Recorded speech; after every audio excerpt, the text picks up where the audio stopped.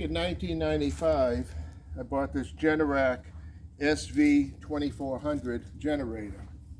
It gave me great service, the motor ran well, produced enough electricity to keep my water pump and my refrigerator going. But about 5 or 6 years ago, it stopped producing electricity.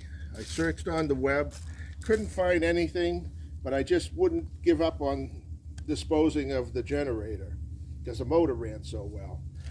Just recently, I came across a thread that said that you need to replace the rectifier. So first thing you got to do for this fix is take these 4 bolts out here that hold the back cover on.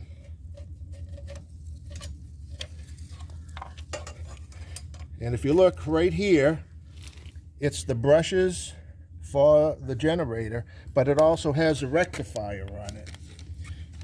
And if you want to know the part number, here's the part number right here. I bought it off of Amazon for about $35.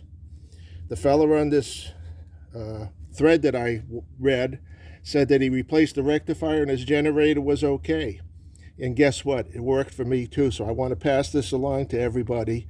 So that if you ever have a problem with no electricity from this Briggs & Stratton Generac, go for the rectifier. $35 well spent.